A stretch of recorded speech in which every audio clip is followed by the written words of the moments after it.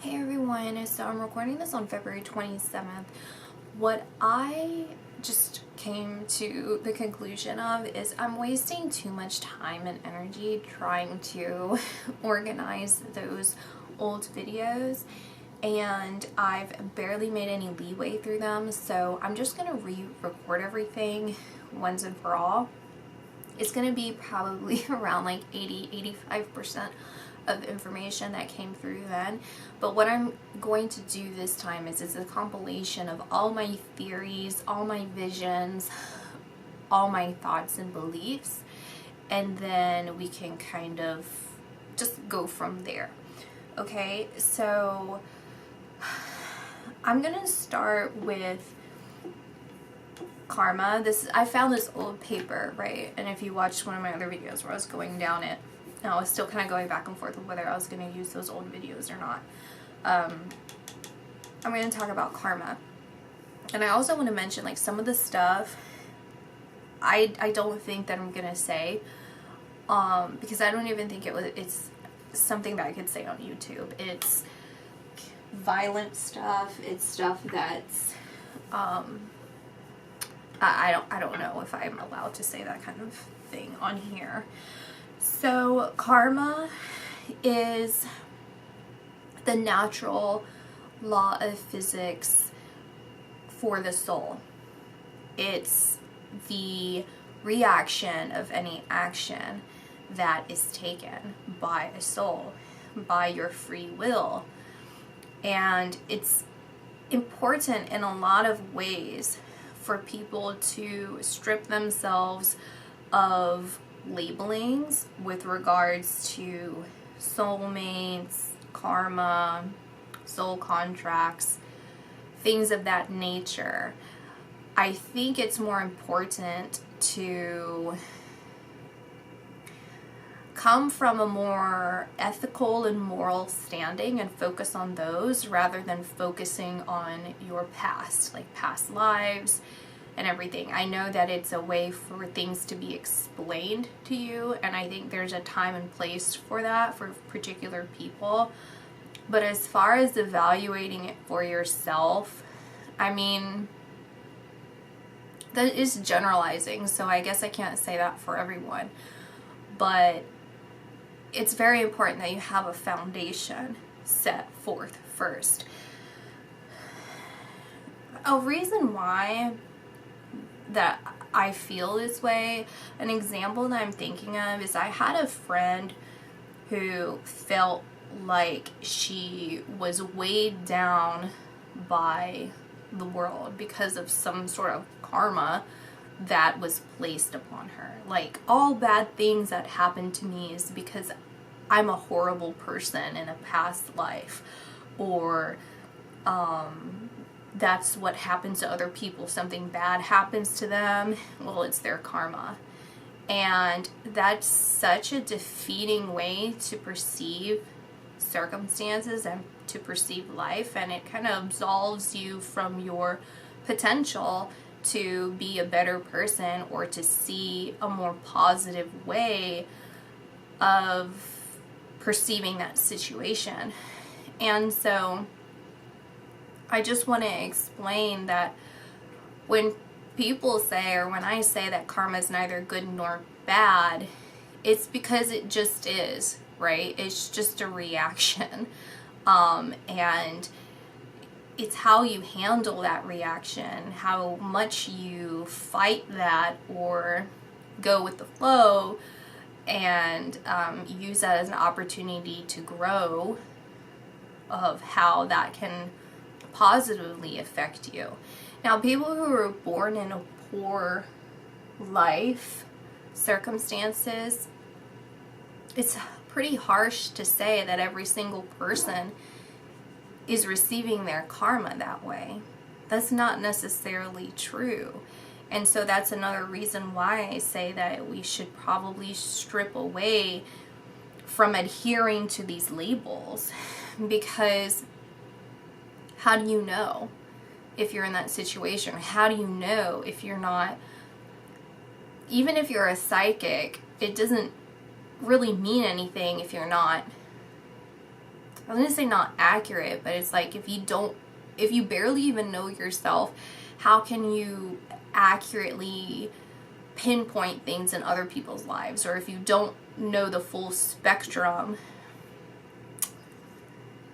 I mean, there's so much to learn, but you get what I'm saying? Like, that's to kind of tap on this other subject too, is like me saying how you should really know the psychics that you're going to. It's like going to an efficient doctor, going to an efficient psychiatrist.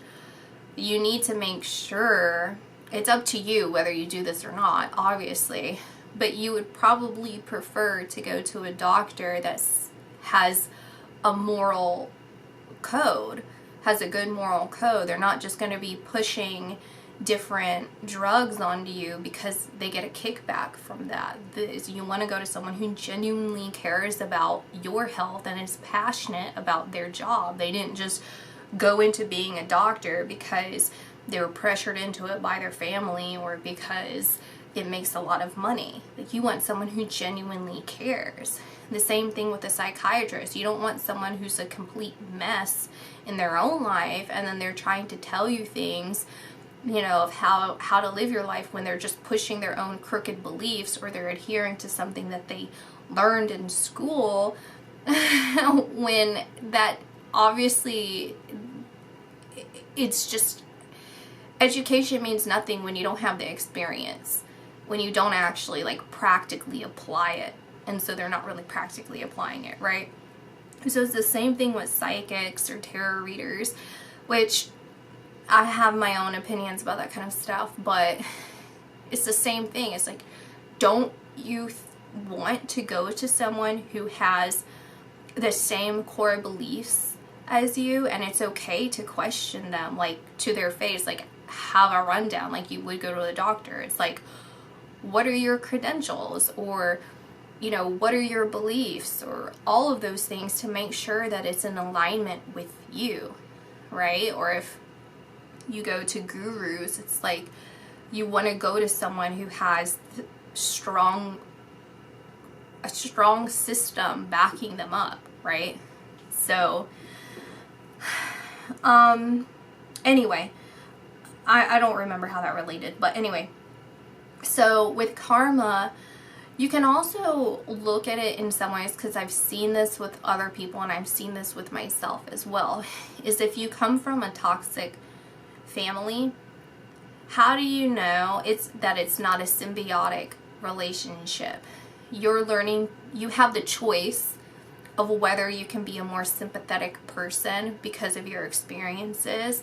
You have that awareness of how horrible life can be for an individual and for a child.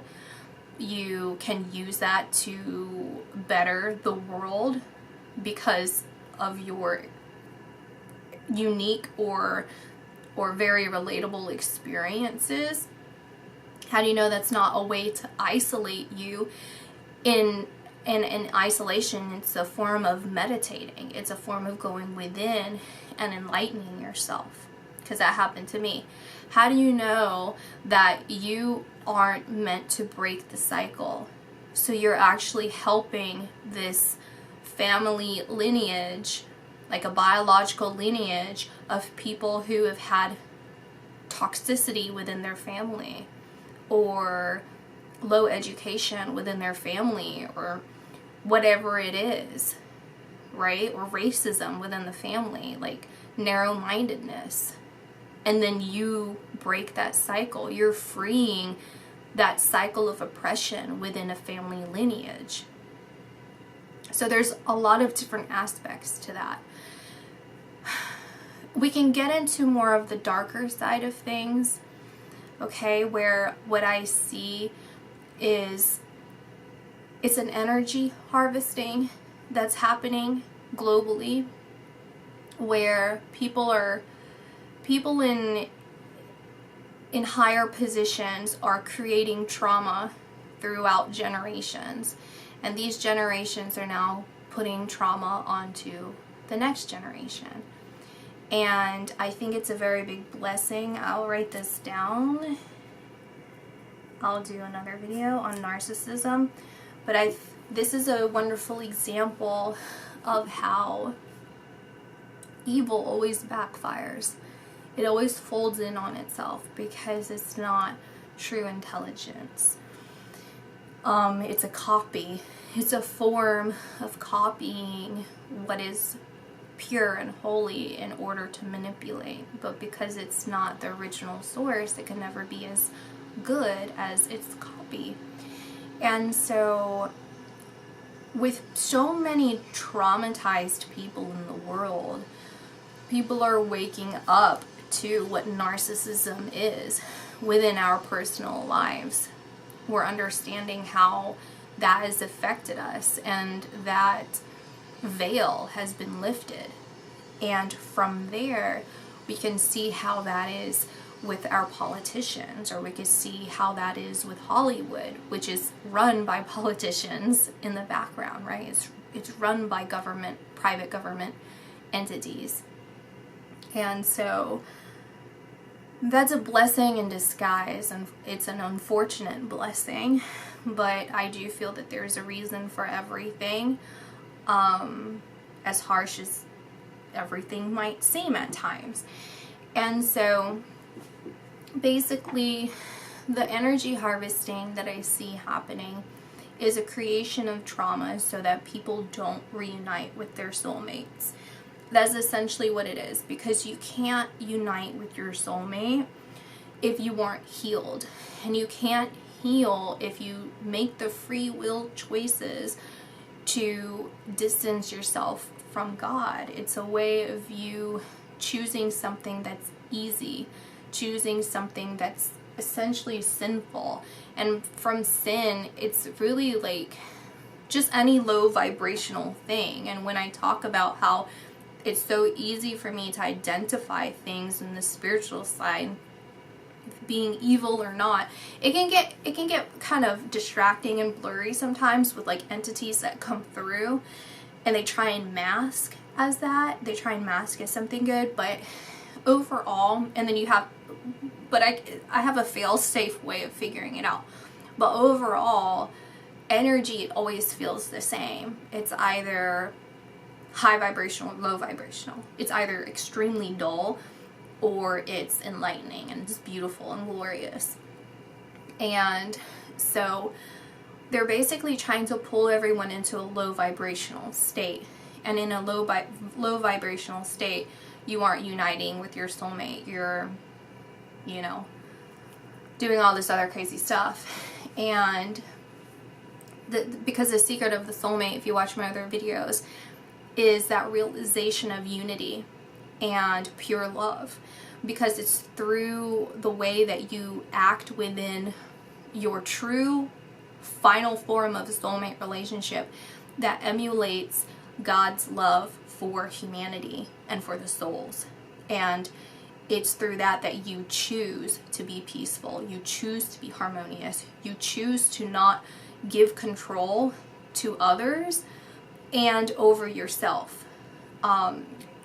Giving control to others to override your emotions, and they're allowed to be free to act or react in any way that they want, because that's what we're doing now, right? God can intervene anytime that he wants, and he could just wipe everything out if he wanted to. He can stop everything if he wanted to. But he doesn't, because this is our choice. It's our way of growing as a soul. It's our way of really understanding and appreciating who we truly are, because where we began as souls, as peaceful souls, when we were the beginning of creation, we were innocent. We didn't understand bad. We didn't understand consequences. So we didn't truly appreciate it until it was gone. So anyway, that's kind of what karma... Oh, okay, so let's get back to the energy harvesting, sorry. So the energy harvesting, they're creating people. This actually goes in line with some of the stuff I said I wasn't going to talk about. Let me think of how I want to say it.